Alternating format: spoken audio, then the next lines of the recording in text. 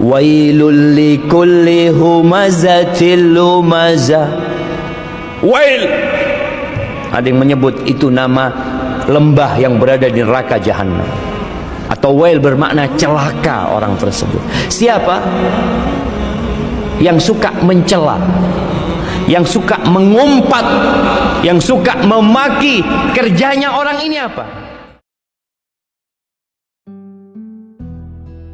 Tak jarang seseorang kelepasan mengeluarkan kata-kata kasar atau umpatan dalam pembicaraannya.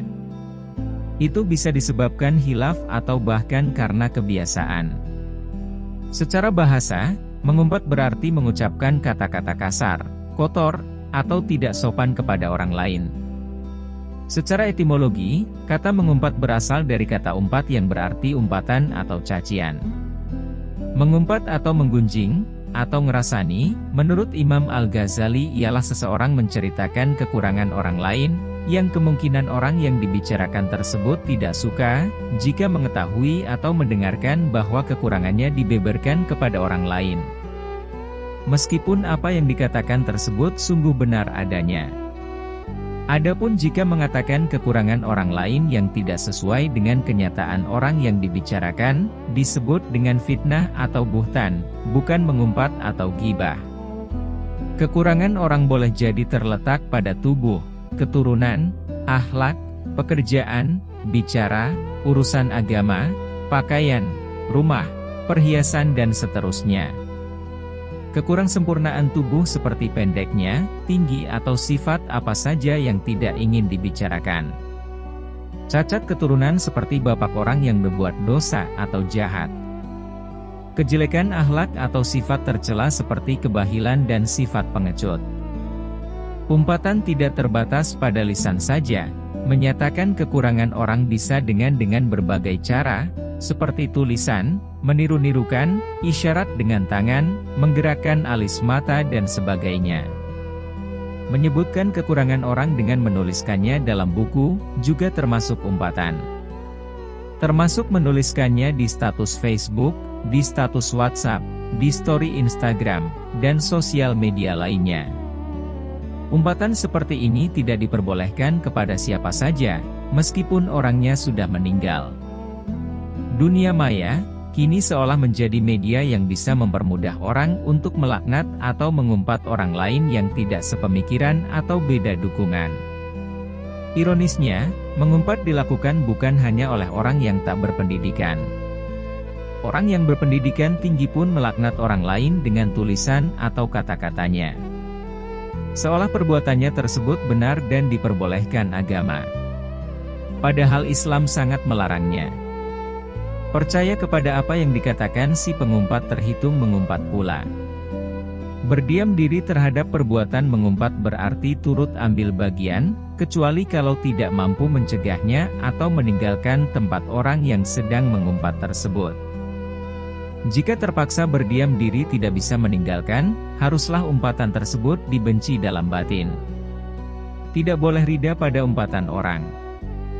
Jadi, mengumpat adalah perilaku yang menunjukkan kurangnya penghormatan, kesantunan, dan kepedulian terhadap orang lain. Mengumpat bisa berdampak buruk pada diri sendiri dan orang lain. Dampak negatif dari mengumpat akan membuat orang merasa tidak nyaman atau terintimidasi. Ketika mereka mengetahui bahwa mereka telah menjadi topik pembicaraan di belakang mereka, mengumpat bisa merusak reputasi seseorang, dan membuat orang lain memandang mereka buruk. Mengumpat bisa menyebar kebencian dan membuat orang lain membenci seseorang yang tidak pantas. Mengumpat bisa menciptakan atmosfer yang negatif di tempat kerja atau di lingkungan sosial. Lalu, bagaimana hukum mengumpat dalam Islam? Islam mengajarkan umatnya untuk menjaga lisan dan berkata yang baik. Ini berlaku dalam kondisi apapun, termasuk ketika marah atau kesal sekalipun. Abu Hurairah radhiyallahu anhu meriwayatkan bahwa Rasulullah shallallahu alaihi wasallam bersabda, "Barang siapa beriman kepada Allah dan hari akhir, maka berkatalah yang baik, dan jika tidak, maka diamlah." Sahih Bukhari, 6018 dan Muslim 47. Hukum mengumpat dalam Islam bukan perbuatan orang beriman. Orang yang beriman tidak akan mengumpat, baik dalam perkataan maupun dengan tingkah lakunya. Al-Quran menjelaskan, bahwa kebiasaan mengumpat itu bisa mencelakakan pelakunya. Kecelakaanlah bagi setiap pengumpat lagi pencela. Quran Surat Al-Humazah, 1. Ayat ini adalah ancaman bagi orang yang mencela orang lain. Perbuatan mencela atau mengumpat itu dibahasakan dengan istilah hamas dan lamas.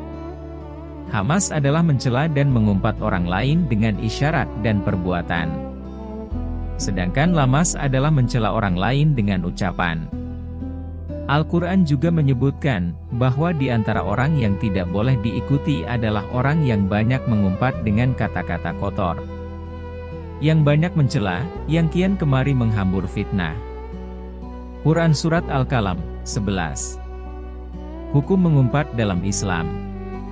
Syekh As-Sadi dalam kitab tafsirnya menjelaskan, bahwa yang dimaksud dengan hamas dalam ayat di atas, adalah banyak mengumpat atau menjelekkan orang lain, yaitu dengan menghibahi atau merendahkannya dengan candaan, atau semisal itu.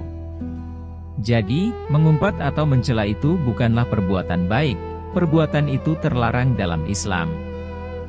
Bahkan, bisa mendatangkan mudarat bagi pelakunya. Bahkan, perbuatan itu mendatangkan ancaman azab neraka. Perbuatan mengumpat itu lebih berat dosanya dari 30 kali perbuatan zina. Mengapa? Karena dosa mengumpat hanya diampuni jika mau meminta maaf kepada orang yang diumpat. Cobalah untuk menghindari mengumpat dan buatlah lingkungan yang positif untuk diri sendiri dan orang lain. Demikian penjelasan singkat tentang buruknya kebiasaan mengumpat. Semoga bermanfaat. Terima kasih sudah meluangkan waktu menonton video ini. Jangan lupa like, subscribe serta komen pada kolom komentar. Salam sehat. Jangan lupa bahagia.